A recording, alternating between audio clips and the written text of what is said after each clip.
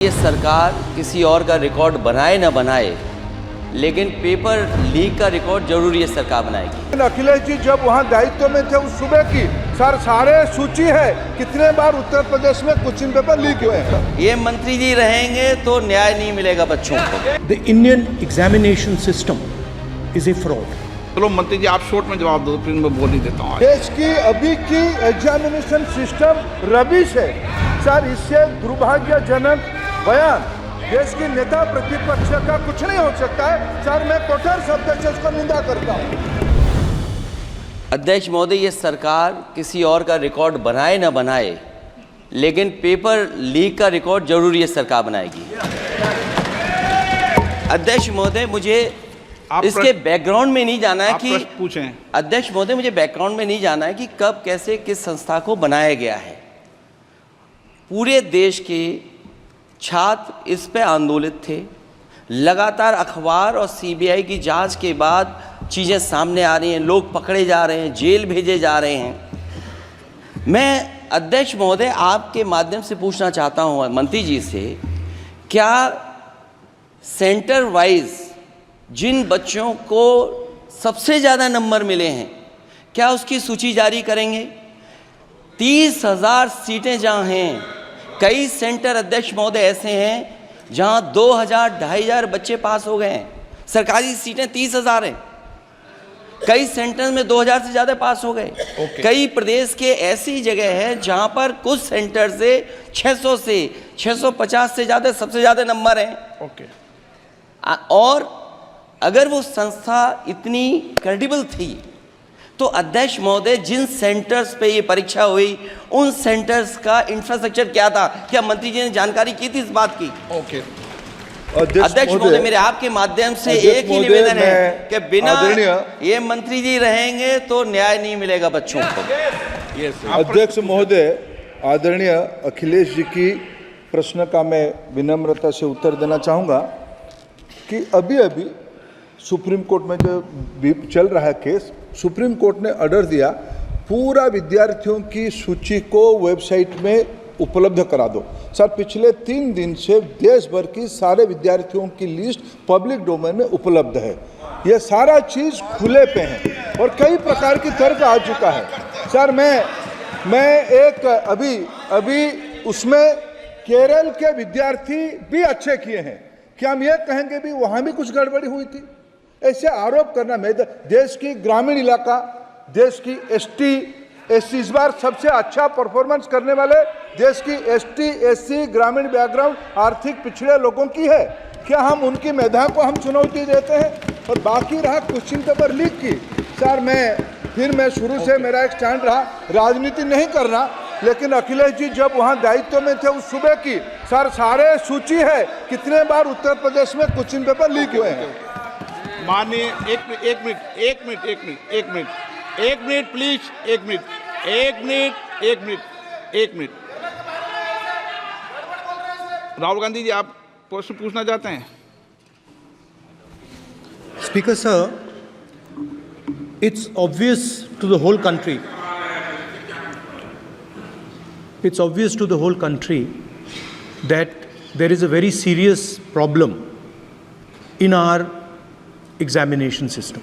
This is not just a question of NEET, it is in all the major examinations. Now, the minister has blamed everybody except himself. Right? I don't even think he understands the fundamentals of what is going on here. आप प्रश्न क्या है आपका? आ रहा हूँ sir. ये मैं question को सेटअप कर रहा हूँ। इसलिए प्रश्न पूछते हैं। ये the issue is that there are millions of students in this country who are extremely concerned at what is going on and who are convinced that the Indian examination system is a fraud. That is what is at stake here. Millions of people believe that if you are rich and if you have money, you can buy the Indian examination system. And by the way, and this is the same feeling that the people in the opposition have. And that is why we are asking some very simple questions to Honorable Minister. Number one, as this is a systemic issue, what exactly are you doing to fix this issue at a systemic level? Yes. That's the Okay. first question. Okay, question में चल रहा है अभी। Please. अब मैं मंत्री जी, मैं एक बार बोल दूं इस बात पे।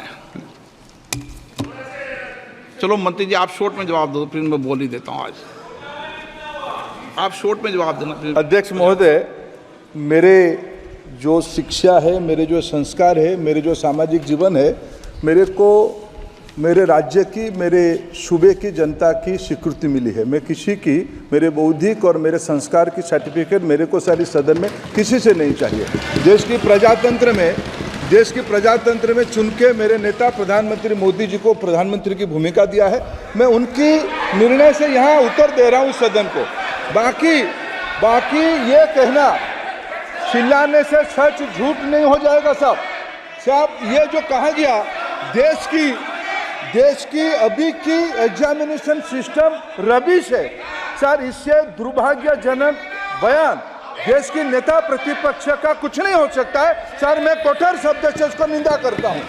बाकी रहा, मैं सर आपके सामने, आपके माध्यम से देश के सामने सर एक तथ्य रखता हूं सर। जिन्होंने रिमोट से सरकारें चलाई है, 2010 में 3 बिल आया था सर शिक्षा सुधार के लिए। उन्हीं की पार्टी के नेता आदरणीय कपिल सिब्बल साहब 3 बिल लाए थे।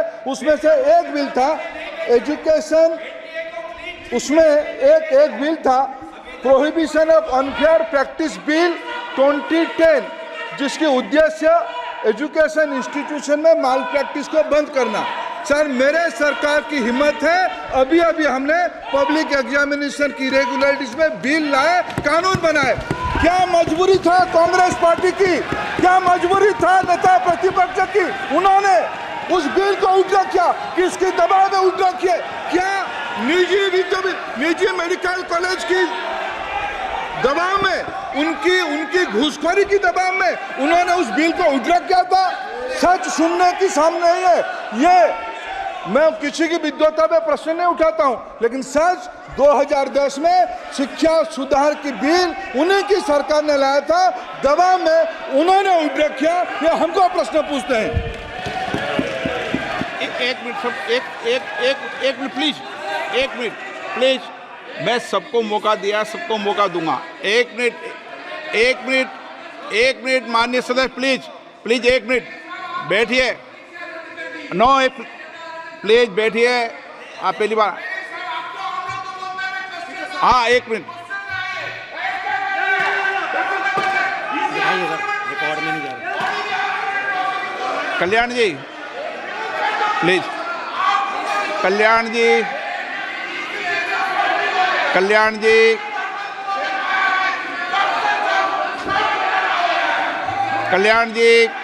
Please, Kalyan please 1 minute please, 1 minute सबको मौका दूंगा। 1 मिनट प्लीज, 1 मिनट।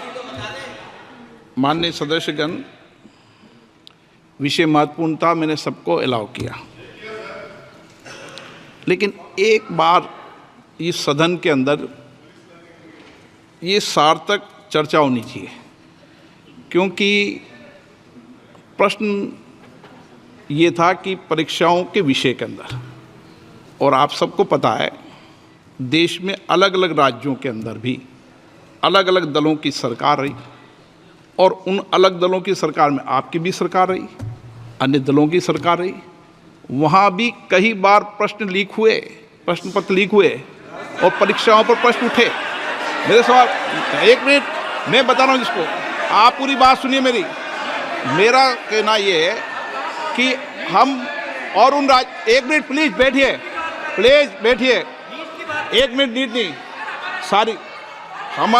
हमारा सवाल ये है कि हम यहाँ इसलिए चिंता के लिए बैठे हैं कि भविष्य में हमारे विद्यार्थियों के भविष्य पर कोई विषय न उठे, इसलिए किस तरीके का मैकेनिज्म डेवलप करें, परीक्षाओं का क्या बेहतर सिस्टम डेवलप करें, इसमें सबके सुझाव आएँ ताकि भविष्य के अंदर, और उसके लिए जो उत्तम सुझाव हो सकते हैं सरकार भी उस उत्तम सुझावों को मानेगी। 1 मिनट। लेकिन हम अगर सारे परीक्षाओं पर सवाल उठाएंगे तो कई राज्यों में कई दलों की सरकार है जो परीक्षाएं आयोजित करती रहती है। हम सारी परीक्षाओं पर सवाल उठाएंगे तो जो बच्चे उत्तीर्ण होते हैं उनके भविष्य पर और भारत की परीक्षाओं पर, भारत की शिक्षण व्यवस्थाओं पर पूरे विश्व में एक बहुत गंभीर असर पड़ेगा, जो सदन की चिंता का विषय है। और इसके लिए सभी राज्यों ने अपने अपने यहाँ कानून बनाए, संसद ने भी कानून बनाए। कानून बनाने के अलावा इस विषय के अंदर एजेंसी जांच कर रही है, कोर्ट निगरानी कर रही है। हमारा सवाल ये होना चाहिए कि हम कैसे सकारात्मक रूप से सुझाव देकर इस सिस्टम को और बेहतर कर सकते हैं, ये होना चाहिए। आरोप प्रत्यारोप से सदन नहीं है। आप बेहतर सिस्टम डेवलप करो और कभी भी सारे एग्जामिनरों पर सवाल उठाना सदन के लिए उचित नहीं है। ये सदन इसके लिए है भी नहीं platform. No question number 3 Shri D Prasad Rao. प्रश्नकाल में सबको सवाल उठाने दिया और एक बार सवाल उठाने के बाद दोबारा नहीं उठाने दिया जाता।